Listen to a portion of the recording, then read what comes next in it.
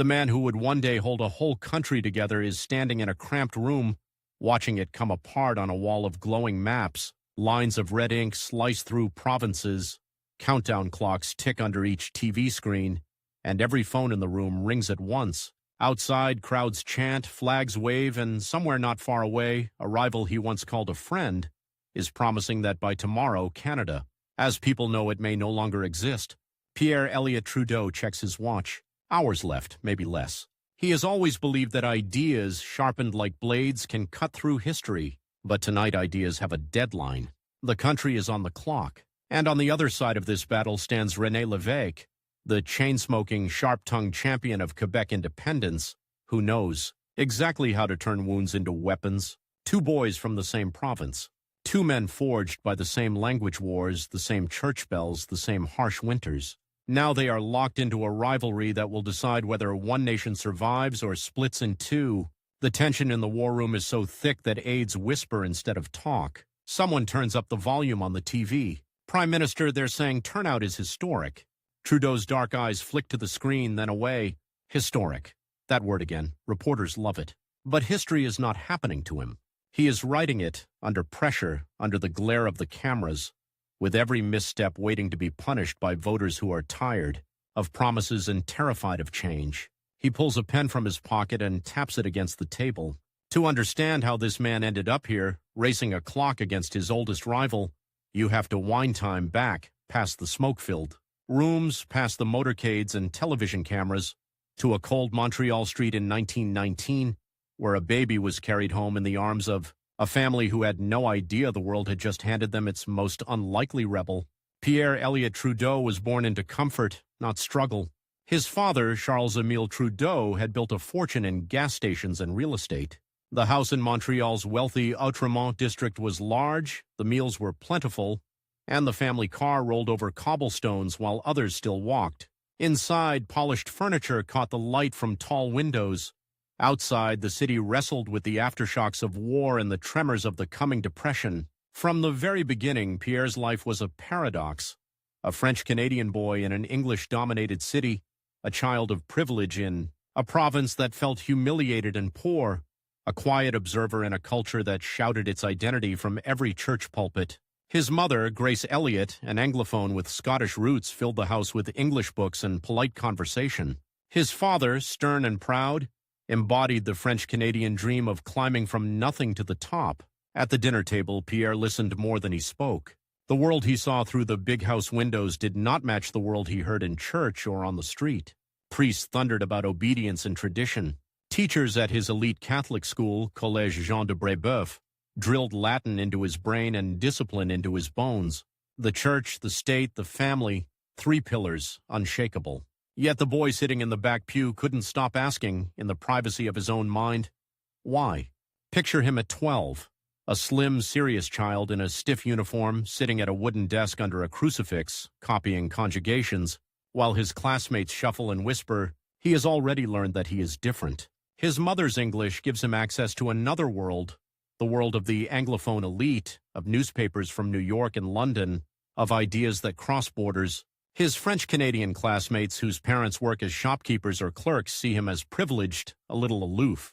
At home, books pile up on his bedside table, history, philosophy, novels. He devours them, drifting late into the night through the minds of Voltaire, Rousseau, and Dickens. Outside, Montreal grows harsher. The Great Depression hits. Men line up for work that never comes, hats pulled low against the wind. Soup kitchens steam in church basements. Pierre walks past them on his way to school, his polished shoes crunching on dirty snow. In the distance, the domes and spires of Montreal's churches loom over the city like watchful guardians. The message is clear. Obey, endure, and do not ask too many questions. But the more he sees, the more he questions. Why should a handful of men own so much while others shiver in the cold? Why must French-speaking Quebec accept its place at the bottom of the economic ladder? Why does everyone seem to bow before the same political boss, Maurice Duplessis, a man whose very name will become, in Trudeau's mind, and a symbol of everything that must be challenged? For now, Duplessis is just a distant figure, but the rivalry begins here, in the shape of a shadow. Duplessis stands for what Quebec is, conservative, clerical, inward-looking. Pierre begins to dream of what it could be, modern, bold, confident. Then suddenly his comfortable world cracks. In 1935, when Pierre is 16, his father dies of complications from diabetes. The imposing businessman who had built the family fortune is gone. The funeral is crowded, somber, suffocating. Incense curls in the air, candles burn low, and Pierre stands by the coffin, silent, his thoughts racing. Death has a way of stripping illusions. Wealth cannot shield him from grief. Authority cannot explain it. Without his father, the house feels colder, bigger, emptier. Yet the loss also releases him. The expectation that he would one day simply step into his father's business fades. In its place grows a dangerous freedom. He can choose his own path. He can turn those late-night questions into action. At Collège Jean de Brébeuf, teachers begin to notice the change. The quiet boy becomes a sharp debater, his arguments quick and precise. In class, he challenges assumptions. When a teacher praises blind obedience, Pierre counters with the value of conscience. When a textbook glorifies the past, he asks about the future. Some priests admire his mind, others find him unsettling. A student who can out-argue his elders is not always welcome. The world beyond Quebec closes in. Europe teeters on the edge of war. Fascism marches under banners and torches. At home, Canada wrestles with its own tensions between English and French, between those who feel tied to Britain and those who want to stand apart. Pierre finishes his classical studies and moves on to law school at the Université de Montreal. Law seems like the language of power, the code that explains who gets to decide and why. He absorbs it quickly, but he also sees how the system reinforces old hierarchies. In the corridors of the courthouse, the judges mostly speak English. The names on the bigger office doors often belong to Anglophones. French Canadians, like his neighbors, still wait in the hall. Then comes World War II, and with it, a test that slices straight through Quebec's identity: conscription. The federal government decides that young men must be drafted for overseas service. In English Canada, many see this as necessary sacrifice. In Quebec, scarred by the memory of being forced into the First World War, it feels like betrayal. Now, in his early 20s, Pierre joins the anti-conscription movement. He drives the roads of rural Quebec, speaking with farmers and workers who fear losing their sons to a war fought in languages they don't speak for causes they don't fully understand. At rallies, banners wave, voices rise, and Trudeau stands at the edge of the crowd, listening, thinking. His opposition is not rooted in isolationism or sympathy for dictators. It is rooted in a belief that freedom means nothing if people are compelled to die in wars they never chose. But the war also shows him the danger of narrow nationalism. Newspapers bring photographs of the Holocaust, of ruined cities, of mass graves. Ideology, twisted, has turned Europe into a slaughterhouse. Trudeau feels the contradiction. He defends Quebec against forced conscription, yet he recoils from the closed, fearful nationalism that breeds monsters. It is a tension he will carry for the rest of his life, and a fault line that will later separate him from men like René Lévesque. After the war, in a move that will expand his mind and reshape his ambitions, Pierre leaves Quebec. He heads first to Harvard to study political economy. Suddenly, the reserved Montrealer is walking through crimson brick courtyards surrounded by students from all over the world debating models of the state, theories of justice, visions of democracy. The professors speak not of parish politics, but of global systems and historical forces. In classrooms, charts and graphs appear on blackboards, dissecting capitalism and socialism. Outside, in cafes and dormitory rooms, Pierre spars with classmates late into the night. He discovers that the state can be not only an oppressor, as many in Quebec see it, but also a tool for liberation, for equalizing, chances for shaping a just society. The idea of a strong, active federal government begins to take root. He doesn't stop there. After Harvard, he studies at the Institut d'études politiques in Paris, walking streets still scarred by occupation and resistance. Parisians argue politics as easily as they order coffee. In smoky lecture halls, Pierre hears about decolonization, about peoples fighting to free themselves from empires. The air is thick with ideologies. Every cafe seems divided between the left and the right, Gaullists and communists, dreamers and cynics. At the London School of Economics, he listens to Harold Lasky, the famed political theorist who speaks of social justice and the responsibilities of government. Ideas stack upon ideas until the young man from Montreal, once confined by the twin towers of Church and Duplessis, now sees the world as a vast field of possibilities and dangers. He travels further still, embarking on a world tour that takes him through Europe, the Middle East, and Asia. In Palestine, he sees the raw edges of a conflict that will never fully heal. In India, he watches crowds swirl around newly independent leaders, the air electric with the hope and chaos of nation-building. In Shanghai, in Tokyo, in obscure villages and crowded ports, he sees something that will haunt him. People crushed by poverty, by corrupt regimes, by the absence of law. One image stays with him. A line of workers in a dusty factory yard, their faces blank, their hands rough, waiting for wages that may not come. On a wooden wall behind them, a faded poster of a leader promises prosperity and order. The lie is so obvious that it burns. Trudeau, notebook in hand, writes furiously. He is not content to observe. He is gathering ammunition, ideas, examples, arguments for battles he suspects are waiting for him back home. When he returns to Quebec in the late 1940s, he finds a province frozen in time. While much of the Western world is moving into a modern era, Quebec seems locked in what will later be called La Grande Noirceur, the Great Darkness. Maurice Duplessis rules with a mixture of patronage, intimidation, and piety. The church dominates education, healthcare, and social services. Trade unions are crushed. Dissidents are watched. This is where Pierre's intellectual restlessness turns into open rebellion. He becomes involved in the 1949 asbestos strike in the town of Asbestos, a brutal confrontation between miners and the companies backed by Duplessis's government and the church hierarchy. Imagine the scene.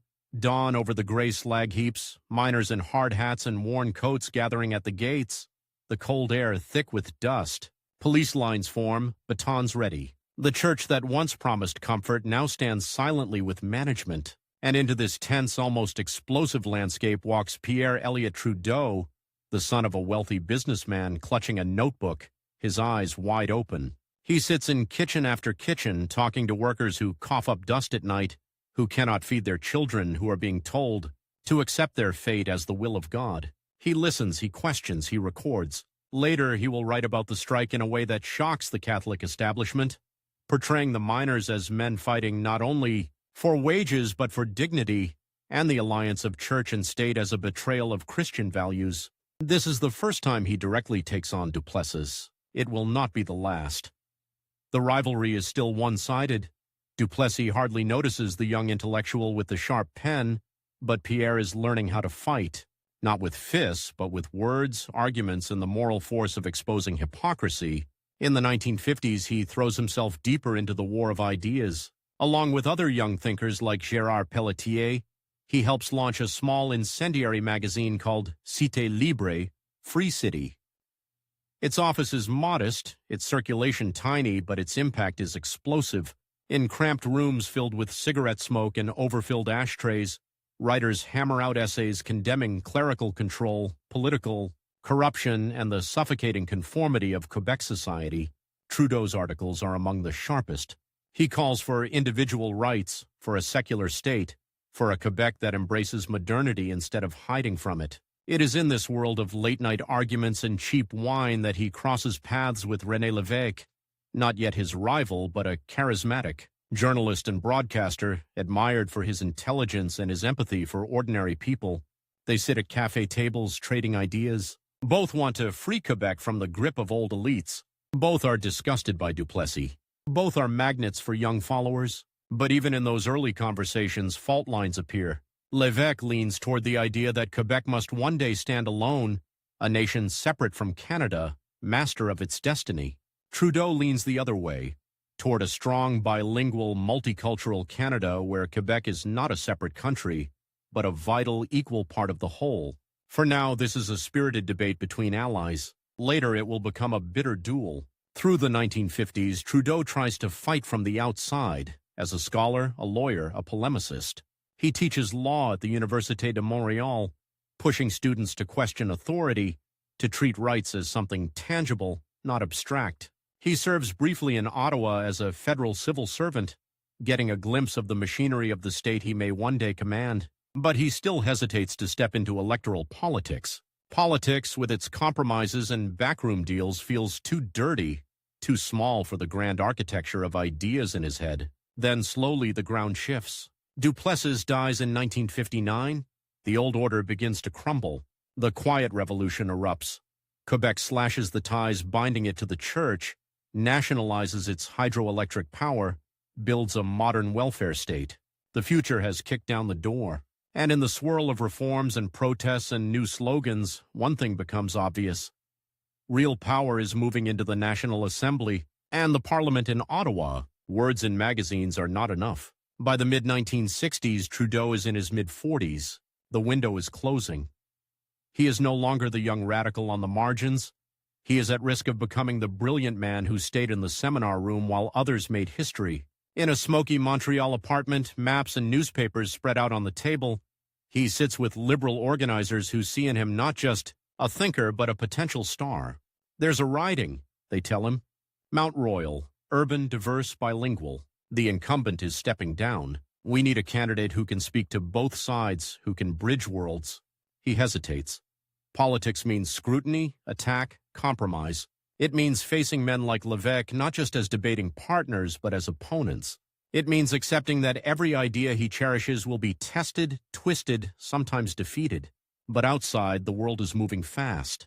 The quiet revolution, the rise of Quebec nationalism, the simmering tensions across Canada, all of it is converging. And there is a hard, simple fact. Election day is on the calendar. The clock is ticking. If he does not step forward now, someone else will fill the space. The chance to shape the country he has been thinking about since boyhood will slip away. In that pressure, in that sense of time closing in, he makes his decision. He will run. He will trade the safety of the classroom and the comfort of the commentator's desk for the brutal, exhilarating uncertainty of the campaign trail. Picture the scene in 1965. A cramped campaign office in Montreal, fluorescent lights buzzing, posters of Pierre Elliott Trudeau taped. To the walls, volunteers jabbing pins into maps of polling subdivisions. On the opposite wall, a single sheet of paper bears the name of his main opponent, a conservative lawyer determined to stop this professor from entering Parliament. We have 5 weeks, a campaign worker tells him. 5 weeks to knock every door that matters.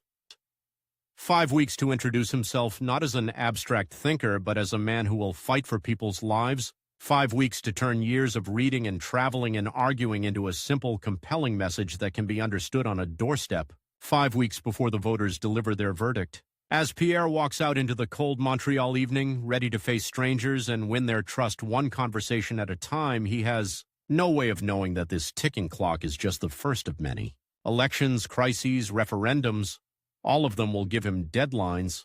All of them will pit him against rivals who embody different visions of Canada. But this is where the journey into power truly begins, with a man in a well-worn overcoat walking up to a door, hand raised to knock, feeling the weight of history gathering behind him. Even if the world does not yet know his name, the crowd is so loud that the cameras shake. Banners slam against the metal railings, delegates pound on their seats, and the air inside the Ottawa arena feels like it's about to rip open. On the convention floor, numbers flash on a giant board. Fourth ballot results. A name that has dominated liberal politics for decades is slipping. Another name, new, untested, is surging.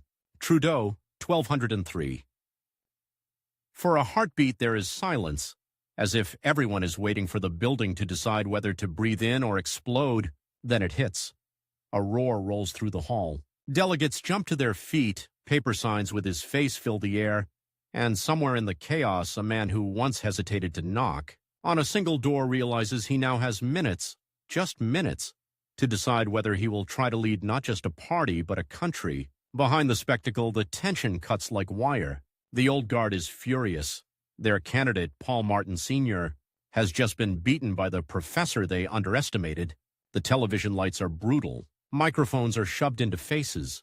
The clock until the next ballot is ticking down, and while aides argue over strategy, one thought is pounding in Pierre Elliott Trudeau. As head, if he wins tonight, the rival across the provincial border, René Lévesque, the man already turning Quebec nationalism into a weapon, will finally know his true opponent's name. But to understand how Trudeau ends up at the center of this storm, you have to go back a few years, to a far quieter room and a far simpler question: can this man even get elected once? Mount Royal, 1965. A modest campaign office pulses with a more mundane energy.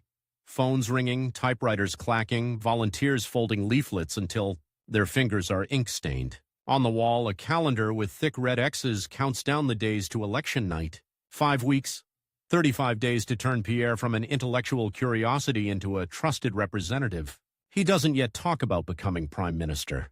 He talks about rights, about modernization, about a Canada that treats diversity not as a problem to manage, but as its core strength. On some doorsteps, people lean in, intrigued. On others, they shrug and close the door. But slowly, the polls begin to move. The professor is becoming a contender. The red X's on the calendar move closer to zero. Election night arrives like a storm. In another cramped room, surrounded by coffee cups and crumpled notes, Trudeau watches returns flicker across a black and white TV. Riding after riding flashes liberal red. Mount Royal is tight, then leaning, then finally declared, he has won. Not a revolution, not yet, but a foothold inside the machine he once observed from a distance. Ottawa is another planet. The corridors of Parliament smell of old wood and old power. Senior MPs walk with the confidence of men who assume they will always be listened to. Trudeau arrives with a rookie's pin on his lapel and the stubborn determination not to be swallowed by the place. He speaks in caucus meetings, and when he does, heads turn. Some admire his clarity. Others hear the edge in his arguments and feel something colder. Threat. Lester B. Pearson, the weary Nobel laureate prime minister, notices Pearson's government is fragile, balancing minority support, but the country is changing too fast to leave everything to steady hands. He needs new blood, new ideas, and someone who understands Quebec's growing unrest from the inside. In 1967, Pearson reshuffles his cabinet and makes a move that will change Canada forever. He appoints Pierre Elliott Trudeau as Minister of Justice. For a moment, the title sounds almost absurd. The young man who once blew up Duplessis' pretensions in the pages of Cité Libre is now responsible for the law itself, yet it fits. Justice to Trudeau is not an abstraction. It is the structure that can either crush or free people. Within weeks, he starts using his new power like a scalpel. In a capital used to slow, cautious change, his proposals land like grenades. He moves to reform the criminal code, to decriminalize homosexuality, liberalize divorce, update abortion laws, issues so taboo that many MPs avoid saying the words out loud in public. He takes the podium and drops a sentence that will be quoted for decades, that the state has no place in the bedrooms of the nation. Newspapers blast the line onto front pages. To some, he is a hero, dragging the law into the 20th century. To others, he is a menace, tearing at the moral fabric. Bishops issue statements. Conservative columnists thunder about decadence, but the reforms grind forward, clause by clause. The smiling, almost playful manner he uses in interviews hides a ruthless focus. He is rewriting the boundary between the individual and the state. Meanwhile, across the St. Lawrence, another man is evolving. René Lévesque, the former war correspondent with the rumpled suits and the cigarette permanently in hand, moves from journalism deeper into politics. Initially a Quebec liberal, he champions reform and social justice, speaking the language of the Quiet Revolution. For a time, he and Trudeau seem like different instruments playing the same melody: modernity, dignity, equality. But as debates over Quebec's future sharpen, the harmony fractures. Lévesque begins to argue that real liberation for Quebec can only come through sovereignty, by breaking away from Canada entirely. Trudeau recoils. For him, nationalism, if pushed too far, is a poison he has seen up close in Europe. Their rivalry stops being theoretical and becomes personal. Two visions of freedom, two ways of healing old wounds, racing on a collision course. Then comes the twist no one expected so soon. In late 1967, Pearson announces he will retire. The country is restless. The centennial year has stirred national pride. Expo 67 dazzled the world, and Charles de Gaulle's Vive le Québec libre has ripped the scab off the unity question. Canada is suddenly young, nervous, and in need of a new face. Inside the Liberal Party, a brutal calculation begins. Who will replace Pearson? The safe money is on Paul Martin Sr., experienced, respected, the embodiment of the Liberal establishment. But a small growing faction whispers a different name, Trudeau. He is unknown in most of the country, but when Canadians do see him on TV, they pay attention. He moves differently, speaks differently, challenges journalists instead of flattering them. The leadership race becomes a countdown. Months of backroom negotiations are compressed into days of open campaigning. Trudeau crisscrosses the country, making speeches that are equal parts lecture and performance. In smoke-filled hotel suites, delegates argue into the early hours. Charts of support spread out on beds. Martin's team presses their advantage. Decades of favors owed, networks built over a lifetime. Trudeau's team bets on something bolder, momentum. By the time the convention opens in April 1968, the stakes are sharp as glass. The party is not just choosing a leader, it is deciding whether to face the rising tides of Quebec nationalism and youth unrest with continuity or with a gamble. In the arena, delegates carry signs with names that represent entire factions of the party. Martin, Winters, Turner. Trudeau. Ballot after ballot, the numbers shift. Old alliances buckle under pressure. Delegates who arrived sworn to one candidate feel the pull of the crowd, the cameras, the undeniable electricity around the justice minister. In one hallway, Martin supporters argue that Trudeau is too radical, too unpredictable. In another, a young organizer snaps back, "We don't have 10 years to ease into the future. We have one election, maybe less." Back on the floor, the clock between ballots feels merciless. Delegates have minutes to decide whether to switch, to betray old loyalties, to bet their own careers on a man who has never led a government. Trudeau himself appears almost detached, pacing, hands in pockets. But inside, he is brutally aware that this is his last chance. He is 48. Prime ministers are not minted at 60 in a country this impatient. When the final ballot numbers flash, the arena erupts. Against the expectations of the old guard, Pierre Elliott Trudeau wins the Liberal leadership. Cameras dive in, reporters bark questions. Somewhere backstage, an aide leans over and whispers the reality beneath the triumph. "You have weeks. The government is fragile. You'll need an election, soon." Prime Minister by party acclamation. Not enough. In a parliamentary system, legitimacy is written in ballots, not cheers. The opposition is ready.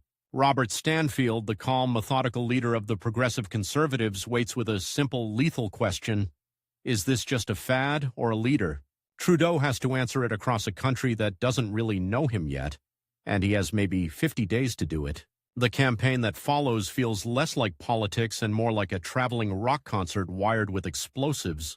Crowds surge at airports and train stations, pressing against police lines just to touch his sleeve. Women scream, teenagers climb lampposts to glimpse him, photographers scramble for angles that turn policy stops into myth. Journalists start using a word that sounds like a joke until it sticks: Trudeau-mania.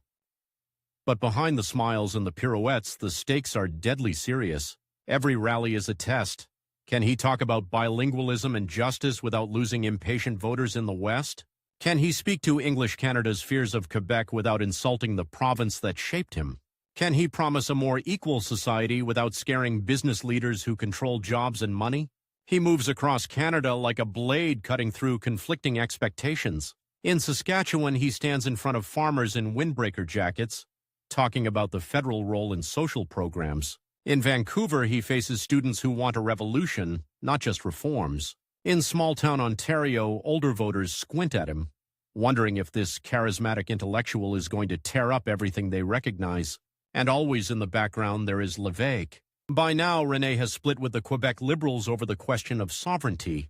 He is forming a new party, the Parti Québécois, that will take the simmering discontent of Quebec and give it a disciplined political voice. Trudeau watches this from campaign planes and hotel rooms, the rivalry shifting shape. It is no longer a debate over coffee. It is the outline of a future showdown. One man trying to pull Quebec into a renewed Canada from the center of federal power, the other trying to pull it out entirely from Quebec City. As Trudeau's campaign sweeps through Montreal, the contrast becomes visible, almost physical. In some neighborhoods, people wave Canadian flags and chant his name. In others, separatist graffiti scrawls over brick walls, promising a Quebec that will someday stand alone. Time is not on his side. If he fails now, if he loses or even wins weakly, the Federalist cause inside Quebec will look hollow, and Lévesque's arguments will harden into certainty. Ottawa cannot be changed. Separation is the only answer. The last week of the campaign is a blur of sleepless flights and hoarse speeches. Polls tighten, then widen, then tighten again. Each new survey treated like a medical scan of the country's mood. Advisors warn him, one serious mistake, one gaffe in French or English could puncture the balloon. The mania that carried him this far could vanish. leaving only skepticism and resentment. Election Day, June 1968. Canadians wake to rain in some cities, sun in others, but everywhere, ballot boxes are opened in school gymnasiums and church basements. Workers tape cardboard arrows to walls, leading voters down linoleum corridors. In Quebec, some voters walk in with conflicted hearts, pride in a francophone from Montreal who might lead the country, suspicion that any prime minister in Ottawa will always belong to the English side. As the polls close and results roll in, the pattern unfolds. Trudeau's Liberals are not just holding, they are surging. Riding after riding flips red, from urban cores to unexpected pockets of support in the West. The progressive Conservatives under Stanfield perform respectably, but the wave is too strong. By midnight, the numbers are clear. Pierre Elliott Trudeau has not only won, he has won a majority government. In the Victory Hall, confetti dances in the hot air, and his supporters chant his name until it becomes a drumbeat. Television cameras capture him taking the stage, flower pinned to his lapel, looking both amused and slightly distant, as if he sees the absurdity beneath the adoration. He speaks about a just society, about unity and diversity, about a Canada confident enough to embrace difference. The country, exhausted and exhilarated, leans in. But somewhere, a television in Quebec City glows in a quieter room. René Lévesque watches the new Prime Minister's speech through a curl of cigarette smoke. For him, Trudeau's triumph is not the end of a story. It is the beginning of a larger fight. He is building his own machine now, one that will not stop at reforms or constitutional tweaks. His clock is ticking too. Every year that passes, every federal misstep is another chance to convince Quebecers that they must walk away. Trudeau steps off the stage and into the back rooms where the roar of the crowd fades into the hum of fluorescent lights and the rustle of briefing papers. For a moment, the scale of what has just happened presses down on him. In a matter of months, he has gone from law professor to justice minister to prime minister, and from debating ideas in small magazines to holding the power to reshape an entire federation. The mania will pass. The photos will yellow. What remains will be the hard, grinding work of governing, budgets, cabinet rifts, foreign crises, the simmering question of Quebec, the looming challenge of a rival who now stands outside his circle, not as a friend with a different opinion, but as a rival architect of a different country altogether. And all of it under a clock he can almost hear ticking behind every decision. Elections come on fixed dates. Economic shocks strike without warning. Movements like Lévesque's grow quickly in moments of misjudgment. One bad crisis handled badly, one slip into arrogance or hesitation, could turn tonight's triumph into the first chapter of a long, slow defeat. For now, though, as he rides through the dark streets toward 24 Sussex Drive, lights of Ottawa flickering past the car windows, the country belongs, nervously, hopefully, to Pierre Elliott Trudeau. A boy who once stared out of an Outremont window at a world that did not make sense is about to sit at the desk where that world can be altered with a signature. Somewhere downriver, his rival is sharpening his own arguments, his own strategies. Two men, two visions, one country between them. The campaign is over. The real battle, the one that will decide whether Canada holds or breaks, is only just beginning. The first morning he wakes up as Prime Minister, the lawns of Parliament Hill are quiet, dew still clinging to the grass. In a few years, those same streets will echo with the rattle of armored vehicles and the stomp of soldiers' boots, as if the country has slipped overnight into a different century. For now, though, the danger is invisible, moving beneath the surface. Trudeau walks into his new office under a clear sky, unaware that somewhere in Montreal, young men are already hiding dynamite and drafting manifestos about blowing his Canada apart. On the desk at 24 Sussex and in the Langevin block, the briefing books are stacked like bricks. Inflation, unemployment, social programs, foreign policy. But Trudeau keeps circling back to one phrase he used on the campaign trail, a just society. It sounds vague, almost sentimental, but he means it literally. Justice codified, built into the machinery of the state so that it cannot be easily dismantled by whoever comes after him. Lévesque. In Quebec City, a nationalist in the West, anyone. Time is the enemy. 1 or 2 terms at most, he thinks. That's all any Democratic leader really gets to dig foundations. He moves quickly. In 1969, his government pushes through the Official Languages Act, making French and English equal in all federal institutions. Overnight, the country's paperwork changes. Forms, signs, envelopes leaving government offices now bear 2 languages, not 1. To some, it's a bureaucratic detail.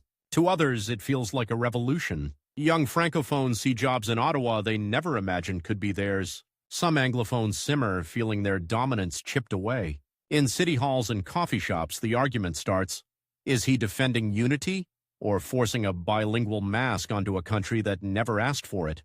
He doesn't stop there. In 1971, he does something no country has officially done before. He declares multiculturalism a policy, not just a description. The message is blunt. Canada is not a melting pot that demands sameness. It is a place where difference is meant to be permanent. New immigrants hear a promise. You can keep your language, your festivals, your identity. Old stock Canadians hear a challenge. There is no single, real version of this country anymore. Trudeau seems to be trying to engineer a nation that is too plural, too webbed together by overlapping loyalties, to ever break cleanly apart. From the outside, the late 1960s look like a golden period. The economy grows, universities fill. Trudeau mania hasn't fully cooled. He still draws crowds. Teenagers still cling to car roofs to glimpse him. But along the St. Lawrence, the weather is changing. Small cells of the Front de Libération du Québec, the FLQ, begin to rob banks, bomb mailboxes, and issue communiqués dripping with revolutionary romance. They see Trudeau not as a francophone ally, but as the system itself, the elegant mask over an English prison. He reads intelligence reports and sees the same pattern he observed in other countries. When people feel history moving too slowly, someone always offers dynamite as a shortcut. An early test of his nerve comes in 1970, and it tears open the thin skin of Canadian complacency. October, Montreal. British diplomat James Cross is kidnapped first, dragged from his home at gunpoint. Days later, Provincial Labour Minister Pierre Laporte is seized in broad daylight while playing football with his nephew. The FLQ issues demands, release jailed comrades, broadcast their manifesto, meet their deadline, or they will kill. For the first time, Canadians see the word terrorists beside the name of their own cities, not somewhere far away. Television fills with images that look foreign yet are happening in their own streets. Masked men reading statements, police in flak, jackets, reporters whispering into microphones outside safe houses. Panic seeps through living rooms. In Montreal, rumors spread of lists. Politicians, journalists, business leaders targeted next. At the federal level, the clock becomes a weapon. The kidnappers set ultimatums measured in hours. Cabinet meetings stretch through the night, ashtrays overflowing, coffee turning cold. Ministers argue, negotiate, buy time, avoid escalation. Trudeau listens, jaw clenched. Somewhere in the city, Laporte and Cross are counting minutes by the sound of their own breathing. Then comes the moment that will define him for a generation. Cornered by reporters on Parliament Hill, facing questions about troops in the streets and the civil liberties being contemplated, he answers with a half shrug, eyes colder than the fall wind. Well, there are a lot of bleeding hearts around who just don't like to see people with helmets and guns. All I can say is, go on and bleed. But it's more important to keep law and order in this society than to be worried about weak-kneed people. A reporter presses, at what cost? How far would you go? Trudeau's reply is a sentence that slices into the nation's memory. Just watch me. Days later, the War Measures Act is invoked in peacetime for the first time in Canadian history. Overnight, the state expands like a shadow thrown by a sudden light. Habeas corpus is suspended. The army deploys in Montreal, rifles slung, faces unreadable. Police conduct mass arrests, more than 400 people picked up, many held without charges. Artists, activists, professors, anyone loosely connected to separatist circles. Some are released bewildered, others remain in cells, wondering when the law will remember them. To many frightened citizens, Trudeau is a savior, the only one willing to be ruthless with terrorists. To others, he is something darker, a man who used fear to stretch state power to its limits. The worst twist lands anyway. Pierre Laporte's body is found in the trunk of a car, strangled, dumped like discarded luggage near an airfield. Images of his widow, stunned and hollow-eyed, flood the evening news. The country recoils. For Trudeau, the murder is a point of no return. Whatever doubts he may have had about the scale of the clampdown, he buries them. The FLQ is hunted down, Cross eventually freed, some kidnappers exiled to Cuba. The immediate crisis ends, but the scars do not. For Quebec nationalists, the War Measures Act becomes a symbol of humiliation, of Ottawa's iron hand crushing dissent. For Trudeau, it is proof that he will not let the country be dismantled by violence on his watch. And in Quebec City, Lévesque watches it all with a fury that almost vibrates. He condemns the kidnappers, yes, but he also condemns the mass arrests, the uniforms on street corners, the midnight knocks on doors, of people whose only crime is believing in a different future. For him, Trudeau's Canada begins to look like a trap, a state that preaches liberty while keeping the power to squeeze. The political divide between them, once mostly philosophical, now runs through families, friendships, entire communities. Two former allies in the Quiet Revolution have become antagonists in a battle over who will speak for Quebec's dignity. The 1970s unfold like a series of blows thrown in slow motion. Trudeau wins again in 1972, but the victory is so narrow it tastes like defeat. A minority government dependent on the New Democrats to survive. The economy sours, inflation rises, unemployment follows. In 1973, the oil crisis sends prices skyrocketing, and suddenly the comfortable middle-class life Canadians took for granted looks fragile. He reverses himself on wage and price controls after mocking the idea during the campaign, feeding a new narrative. He is brilliant. Yes, but arrogant, slippery, too convinced that he alone sees the full chessboard. Out west, another problem sharpens into something like hatred. As oil revenue floods into Alberta, Trudeau's government launches the National Energy Program, aiming to secure Canadian ownership of resources and keep prices stable for consumers. In Ottawa, it sounds rational, technocratic, even nation-building. In Calgary, it feels like robbery. Billions of dollars are diverted from provincial coffers. Investment stalls as oil companies balk. Bumper stickers appear on prairie pickup trucks. Let the eastern bastards freeze in the dark. For a man obsessed with national unity, it is a bitter irony. In trying to bind the country, he has driven a wedge deep into the West. Meanwhile, Lévesque is building, slowly, methodically, he turns the Parti Québécois from a protest movement into a disciplined electoral machine. His rhetoric is less fiery than the FLQ's, but more dangerous precisely because it is calm. He talks of sovereignty association, of a friendly divorce followed by a partnership of equals. In living rooms from Chicoutimi to Longueuil, it sounds almost reasonable. No bombs, no soldiers, no War Measures Act, just the simple radical act of voting to leave. As the decade rolls on, polls creep upward. Trudeau sees each point as another grain of sand sliding through the hourglass. In 1974, he regains a majority, restored by a campaign framed around who will stand up to the provinces. He wins, but the victory is thinner than the seat count suggests. The economy grows brittle. The charisma that once made crowds swoon now sometimes irritates. The pirouettes and rows in the lapel feel, to some, like indulgence in hard times. In Quebec, a generation that grew up after the worst humiliations of the Duplessis era begins to ask whether full independence might not be the natural next step. Trudeau works long, late hours on economic files, wage controls, foreign speeches, but in the back of his mind, one date glows like a warning light he can't switch off. The day Quebecers will finally vote on Lévesque's dream. The first shock comes in 1976. On election night in Quebec, the map turns a color Trudeau never wanted to see. Parti Québécois victories spreading like ink across the province. Lévesque becomes premier. Separatism isn't just a slogan now. It sits at the head of the cabinet table in Quebec City. In Ottawa, Trudeau stares at the results and feels the frame of his job tilt. He is no longer only the Prime Minister of Canada, he is now the principal federal combatant in a constitutional war with a premier who plans to build his legacy on dismantling Trudeau's. The countdown becomes explicit. Lévesque will call a referendum, he vows. Within a few years, maybe less. And then another twist.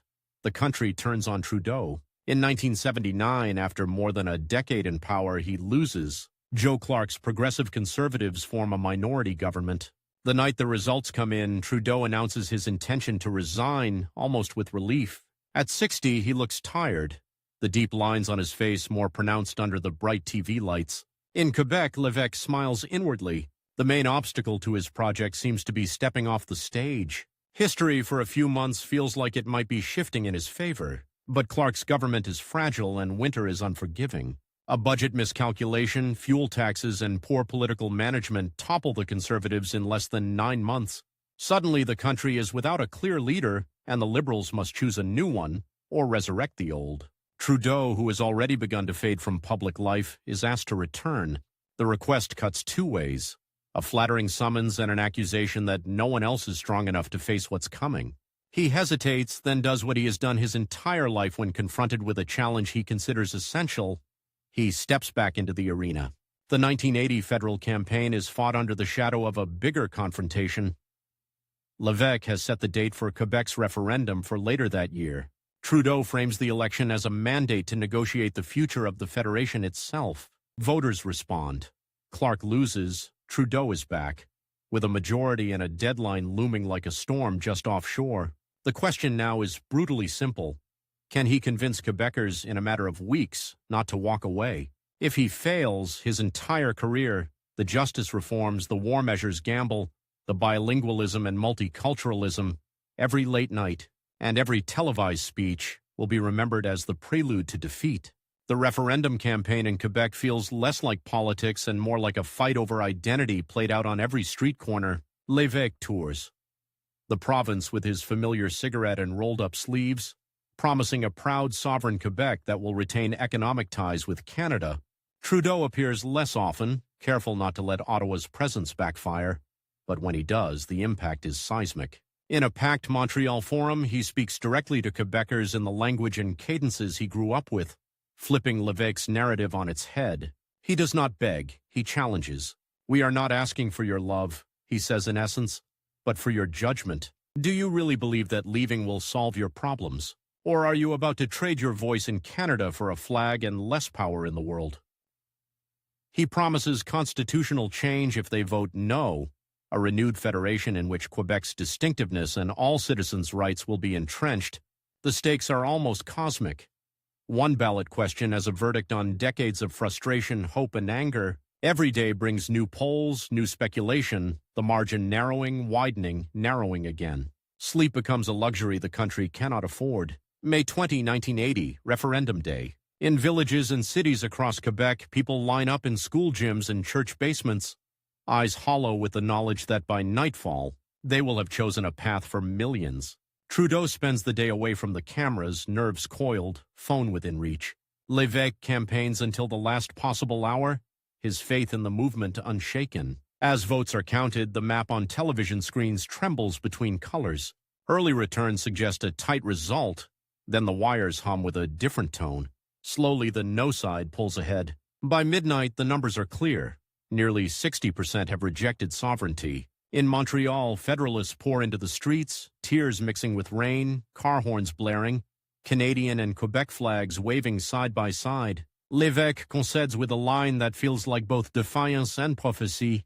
"Si je vous ai bien compris, vous êtes en train de dire, à la prochaine fois." If I understand you well, you are saying, until next time. For Trudeau, the victory is enormous but incomplete. He has stopped the immediate break, but now the timer resets. Quebecers have granted him one last chance to deliver on his promise of renewed federalism. The clock starts again the moment the cheering fades. He throws himself into the constitutional battle with a ferocity that surprises even his closest allies.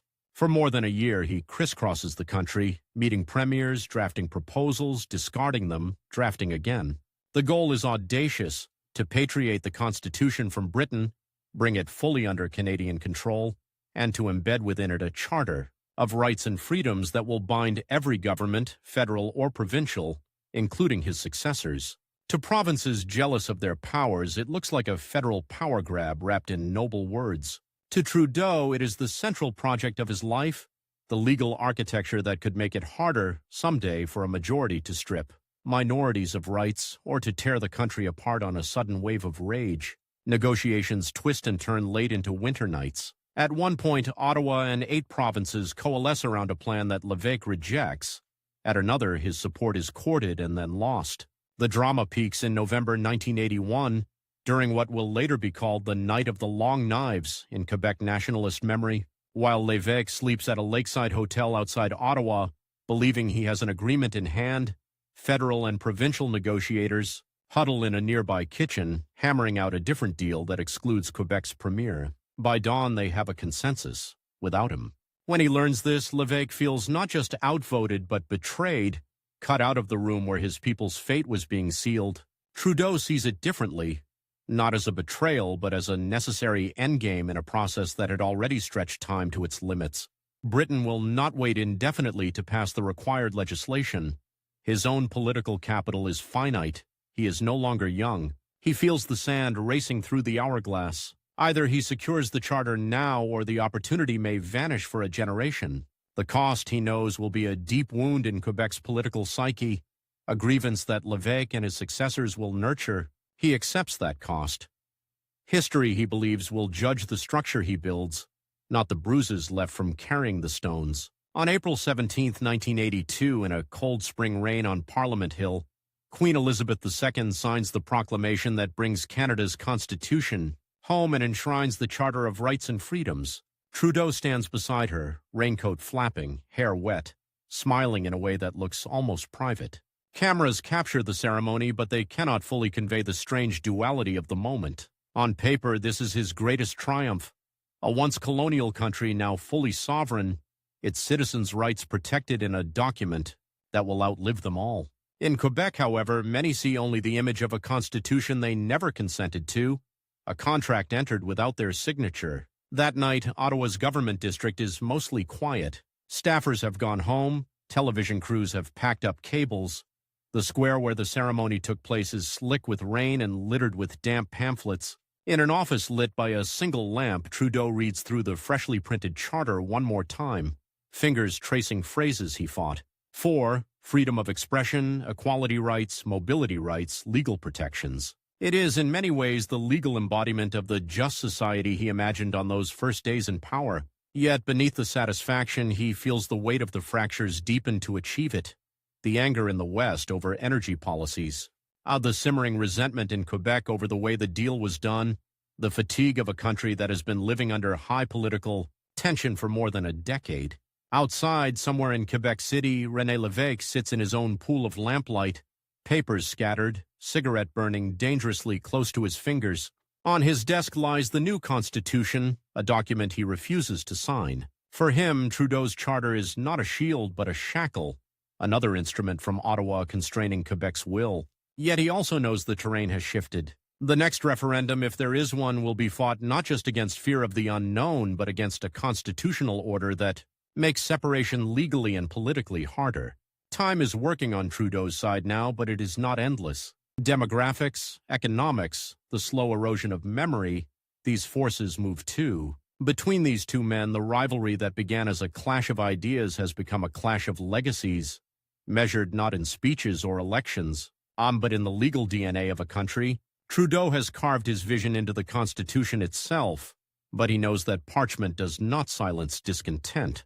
It only shapes the way discontent can act. As he leaves his office late, the signed charter locked away, he walks down a corridor lined with portraits of prime ministers who came and went, their eras reduced to dates and a few keywords. He wonders briefly what his own plaque will say, and whether the country he has spent his life trying to hold together will still exist unchanged when some future visitor pauses to read it. By the time the train carrying Pierre Trudeau's coffin cuts across Canada in the fall of 2000, strangers stand in frozen fields just to watch it pass. Children on their parents' shoulders wave flags at a steel box that holds a man many of their elders once swore they despised. It looks like a victory lap after death. But the story of how he gets there is not a gentle fading out. In his last years in power and long after he is supposedly retired, Trudeau fights some of the fiercest battles of his life against old rivals, new opponents, and the slow, merciless countdown of time itself. After the charter is signed in that cold rain of 1982, he could have basked. On paper, he has done what few leaders even dare to imagine, reshaped the legal skeleton of the country. But outside the legal texts and the ceremonial photos, the air feels sour. The early 1980s bring recession, factories in Ontario close. Oil prices crash, deepening rage in the West that never forgave the national energy program. In Quebec, talk shows buzz with the story of the Night of the Long Knives. The feeling of exclusion hardened into a myth of betrayal. Trudeau senses the shift in the way people look at him on the street. The awe has thinned. There is more muttering, more hard stares. He is no longer the dazzling new face of a modern Canada, He is the man many blame for their lost job, their shrinking paycheck, their lingering resentment. Even some who admire him privately wish he would leave before he drags the party and the charter down with him. The rivalry with René Lévesque rests for a moment, but only on the surface. Lévesque's government in Quebec is battered by recession and internal arguments, yet the line he spoke after the 1980 referendum, "until next time," hangs over both men like a curse. Trudeau knows that next time will probably come after he has left office. That realization turns his remaining time into a countdown. How much can he shore up before the next generation takes over on both sides? In February 1984, Ottawa is buried under snow. Parliament Hill looks like a black-and-white photograph of itself, all angles and shadows. Trudeau leaves the Langevin block one evening and instead of heading straight home, walks toward the river. It is a simple act, a man in a coat walking alone in the dark, but the image will become legend. The walk in the snow when he finally decides to let go of power. The decision is not romantic. It is cold, almost surgical. Polls are dreadful. The economy is sluggish. The Liberal machine is tired. He knows he can no longer carry the fight himself, and he fears a looming catastrophe, losing the next election so badly that his successors will be too weak to defend his constitutional work. If he steps down now, someone else can take the hit. His legacy might survive the blow better than he would. Behind him, somewhere in his own office, Lévesque watches the news and feels a private thrill. Trudeau, the Federalist hammer who smashed the FLQ and wrote a charter that Quebec never signed, is finally leaving. The old duel seems over, but history is not done with either man's vision yet. When Trudeau announces his resignation a few days later, he does it with that familiar cool detachment, offering no grand emotional farewell. The party chooses John Turner as his successor. The 1984 election that follows is a massacre. Brian Mulroney's Progressive Conservatives win one of the largest majorities in Canadian history. Liberals fall across the map, humbled. For Trudeau, watching from Montreal, it is a strange vindication of his timing. The blow he feared has landed on someone else. Mulroney is not just any opponent. Like Trudeau, he is a fluently bilingual lawyer from Quebec, smooth, charming, with a gift for connecting to ordinary people in a way Trudeau never quite mastered. But his vision of Canada is almost the mirror image. If Trudeau spent his career trying to strengthen the federal centre and enshrine individual rights above provincial claims, Mulroney believes the time has come to heal the Federation by giving the provinces, especially Quebec, more recognition, more power, more room. For a while, Trudeau tries to live like a man finished with politics. He returns to Montreal to a law office in a downtown tower wearing the same neat suits, carrying a leather briefcase. He writes lectures, keeps a rigid personal routine.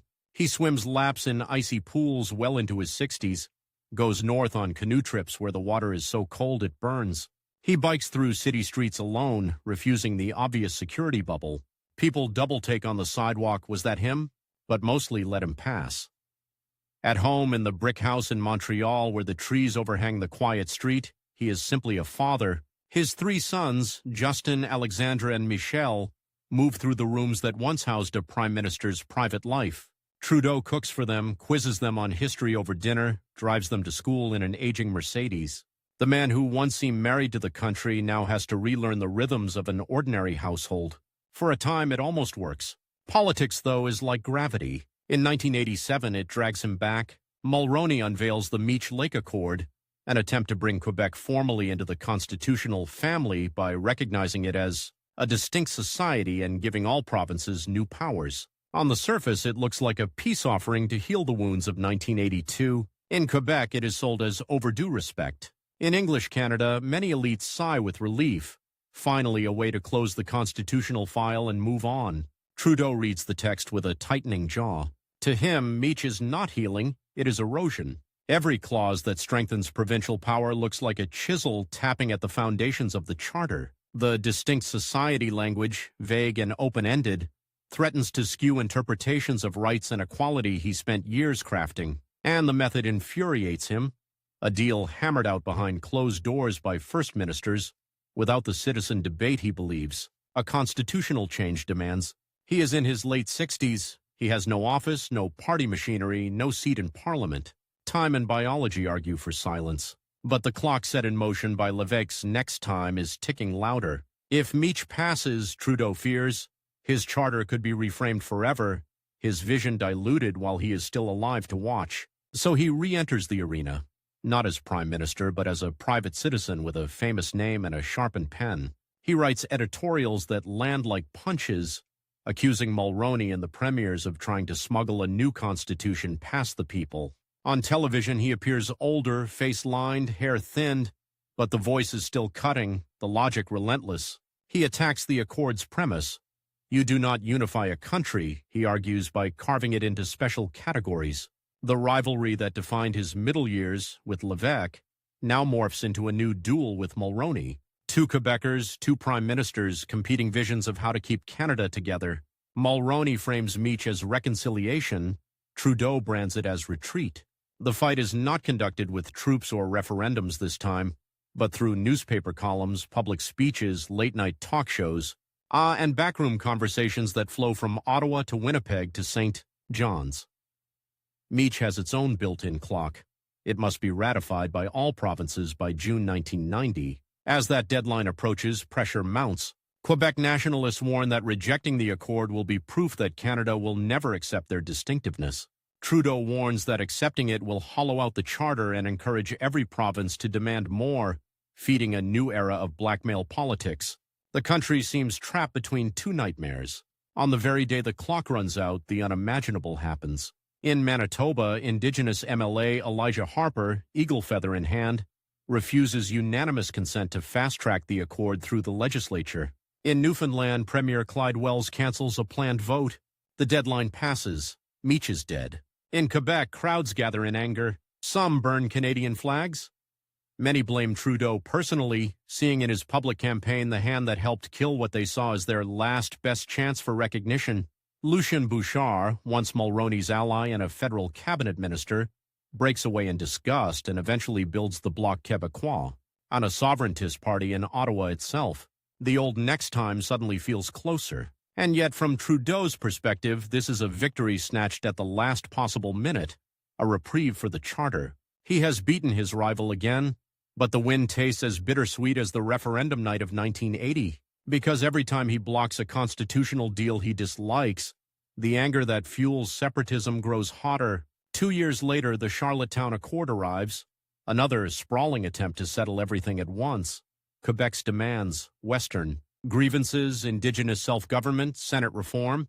Mulroney and most premiers, chastened by Meech's collapse, decide this time to put the question directly to the people in a national referendum. They frame Charlottetown as a grand compromise, the last chance to end the constitutional wars. Trudeau, now in his 70s, watches the rollout and sees the same danger in a bigger package. He believes the charter is strong enough, flexible enough, to handle the country's tensions without another grand bargain that might weaken it.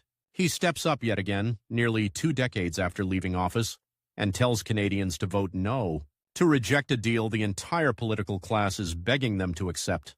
The campaign is surreal, a former prime minister battling his successors over the very architecture of the state, not from a podium in the House of Commons, but from editorial pages and lecture halls. When the votes are counted in 1992, Charlottetown fails. Canadians across the country say no, not just in Quebec or the West, but everywhere. Trudeau's view has prevailed again, but at the cost of deepening the sense that the country is simply tired of constitutional quarrels. After Charlottetown, he truly begins to recede. Mulroney resigns in disgrace, politically exhausted, his grand unity project in ruins. New leaders rise, Jean Chrétien in Ottawa, Jacques Parizeau in Quebec, then Lucien Bouchard. The names change, but the central question Trudeau spent his life wrestling with, can this fragile country hold, refuses to die. In his private life, the years grow harsher.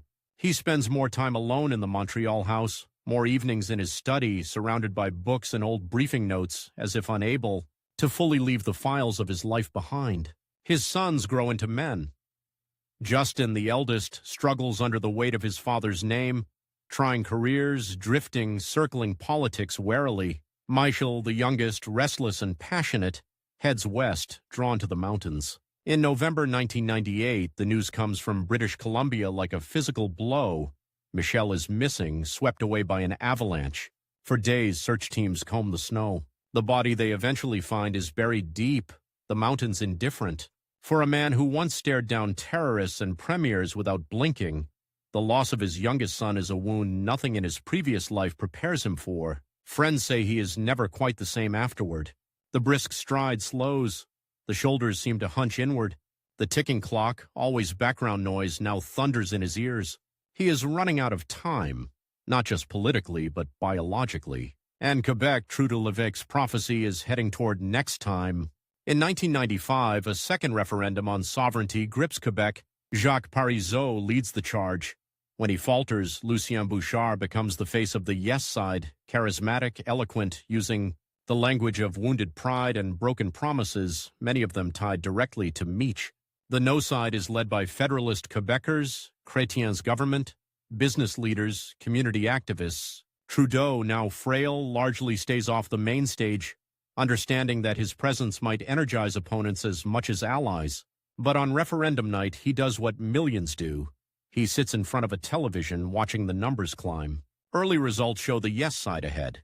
For a long, sickening stretch of time, it looks as if the country may actually fracture in front of his eyes, undone not by bombs or tanks, but by pencils in cardboard booths. In his living room, in that brick house on a quiet Montreal street, the man who spent his youth studying dictatorships and his adulthood, trying to build a rights-based federation, watches, powerless, as decades of work seem to balance on a few thousand votes. Slowly, agonizingly, the numbers shift. The no side inches ahead. When the final count comes in, the margin is almost absurdly small, just over 50% to just under 49, a difference of tens of thousands of ballots in a province of millions. The country survives by the width of a school gym, a single crowded subway car, a few packed hockey arenas worth of people.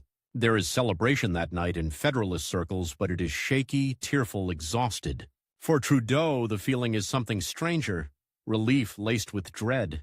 The legal architecture he fought for has held, for now. But it is clear that law alone cannot soothe every grievance, cannot erase every sense of historical injury. What he built can shape, restrain, guide.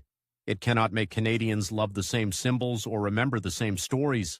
In his final years, the public sees less of him. He avoids most interviews, refuses to become a permanent commentator on every small controversy. When he does appear, at a ceremony, a lecture, a rare political event, he looks smaller, grayer, but the eyes still flash when someone mentions the Charter or Quebec or the unity of Canada.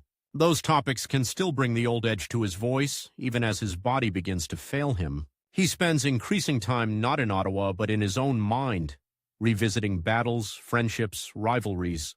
Lévesque dies in 1987. Mulroney withdraws from politics.